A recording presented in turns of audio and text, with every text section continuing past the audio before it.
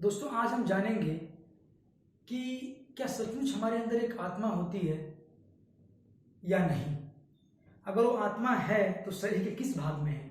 हमारे हृदय में है, या हमारे आंतों में है, या हमारे किडनी में है, हमारे दिमाग में है? वो आत्मा कहाँ पे है? विज्ञान इसके बारे में क्या कहता है? आपने तमाम धर्म, सभी धर्म जो होते हैं, या हिंदू, मुस्लिम, सिख, सभी धर्मों में आत्मा का वर्णन है। बोलते हैं कि मरने के बाद आप स्वर्ग में जाएंगे, नरक में जाएंगे। तो लेकिन वो ये जवाब नहीं देते कि मरने के पहले आप कहाँ थे।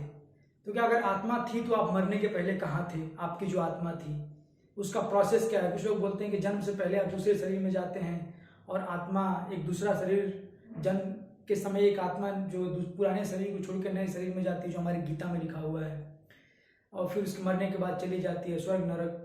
तो आखिर में है क्या? लेकिन कोई भी चीज़, कोई भी लिखा है तो उसमें आप जब सवाल पूछना शुरू कर देंगे किसी भी धर्म से तो वो अटक जाते हैं कि कुछ भी सवाल किया, अगर मरने के पहले मैं कहाँ था, मरने के बाद कहाँ जाऊँगा, ये कौन डिसाइड करता है, प्रोसेस कैसे होता है, तो सारी चीज़ें आप कंफ्यूज हो जाएंगे। जो धर्म वाले लोग हैं वही खुद ही कंफ्यूज हो जाएंगे, नहीं बता पाएंगे। तो आज हम जानेंगे कि आत्मा होती है कि नहीं, होती है तो कहाँ होती है शरीर में, और अगर शरीर में मरने के बाद कहाँ जाती है, और मरने हमारे पैदा होने से पहले कहाँ थी। ठीक है, तो चलिए आत्मा के कॉन्सेप्ट को समझने के लिए एक हम सिंपल उदाहरण देके मैं आपको समझाता हूं। कल्पना कीजिए कि एक कार है, ठीक है, मान लीजिए इसको एक कार है, और आज को आपको पता होगा आज के जमाने में सेल्फ ड्राइविंग कार है, स्वचालित कार, जो जैसे टेस्ला ने बनाया है। तो मान लीजिए कि ये टेस्ला की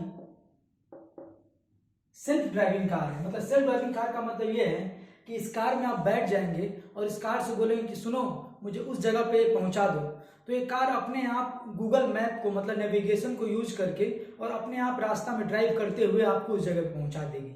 इसको ड्राइव करने की जरूरत नहीं है। ये सेल्फ ड्राइविंग कार है जो आर्टिफिशियल इंटेलिजेंस पे बेस्ड है।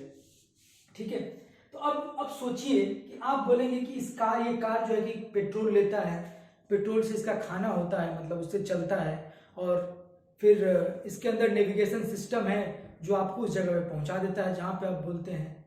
तो आपके अनुसार आप सोचें कि भाई इस कार के पास दिमाग है जो ऐसा काम करिए, इसके सोच के इसको हम बताते हैं कि मुझे फलाना जगह छोड़ दो, तो कार में बैठते हैं और टेस्ला कार जो है मुझे लाके एक फिक्स जगह पे छोड़ देता है।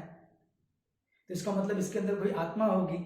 लेकिन हम सब जानते हैं कि एकमात्र एक मशीन है, और इसके अंदर एक फिक्स सिस्टम ऐसे बिल्ट है, मतलब एक इंजन है, एक नेविगेशन सिस्टम है, एक इलेक्ट्रॉनिक सिस्टम ऐसा है कि सब एक दूसरे से ऐसे कनेक्टेड है कि वो मिल करके एक काम करते हैं। ये एक क्या है? मशीन है।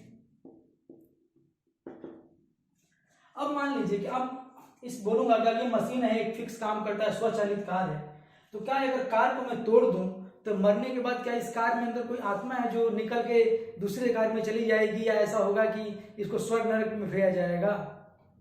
ऐसा बिल्कुल नहीं है।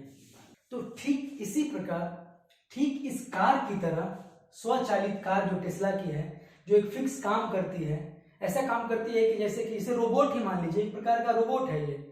ठीक है, आज रोबोट है, उसको फिक्स काम करने पे कहने को फिक्स काम करते हैं। रोबोट बहुत आगे टेक्नोलॉजी जा चुकी है। तो ठीक इसी प्रकार जो मनुष्य है वो एक मशीन की तरह है। इसे मान लीजिए जो मनुष्य है वो भी एक मशीन की तरह है। मतलब कि जैसे मान लीजिए कार में अगर एक पार्ट अचानक खराब हो जाता है तो उसको निकाल के हम रिप्लेस कर देते हैं। तो आज भी हमारे पास वैसा सिस्टम है, अगर आपके शरीर में एक हृदय खराब हो जाए तो आपके शरीर में एक आर्टिफिशियल, मतलब एक बना हुआ प्लास्टिक का हार्ट लगाया जा सकता है जो ऐसे काम करेगा, आप जिंदा रहेंगे। हमारे शरीर में अगर कोई अंग खराब हो जाए तो उसको रिप्लेस किया जा सकता है, जैसे कार में किया जाता है। तो अगर मान लीजिए कार को, इस जो कार है पूरा फिक्स काम कर रहा है मशीन की तरह, तो हम भी एक मशीन है जो फिक्स काम करते हैं। सब चीजें एक दूसरे से कनेक्टेड है। जैसे मान लीजिए कार का अगर एक पार्ट खराब हो जाए, चक्का पंक्चर हो जाए, तो कार चलना बंद कर देती है। वैसे हमारा पैर में अगर कुछ टूट जाए तो हम एक फिक्स काम करना बंद कर देते हैं। कल को अगर हमारे दिमाग में एक रोग हो जाए तो वो काम, कान में रोग हो जाए तो सुनना बंद कर देता है, मुंह में रोग हो जाए तो बोलना बंद हो जाता है, आंख में रोग हो जाए तो आंख दिखना बंद हो जाता है। तो सब चीजें एक दूसरे से कनेक्टेड है, और सब चीजें मशीन की तरह कनेक्टेड है।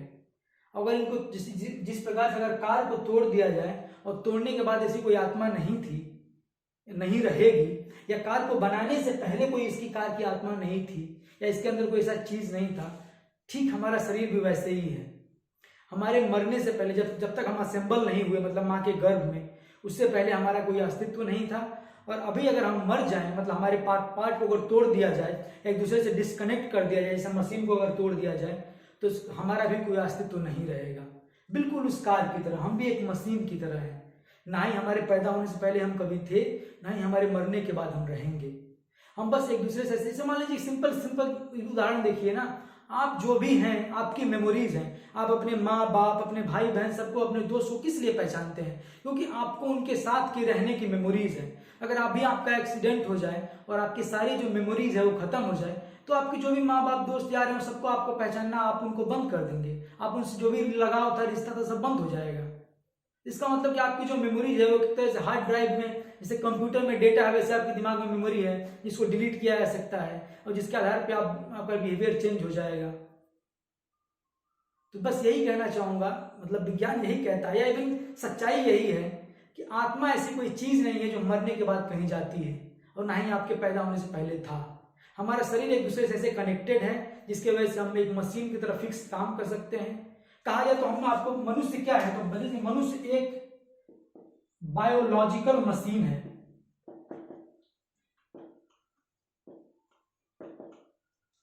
हम लोग एक बायोलॉजिकल मशीन है, ठीक उस कार की तरह, उस लैपटॉप की तरह, उस कंप्यूटर की तरह, उस रोबोट की तरह। मुझे लगता है कि आपको ये समझ में आ गया होगा। नेक्स्ट वीडियो में मिलते हैं नए सवाल के साथ। Thank you very much.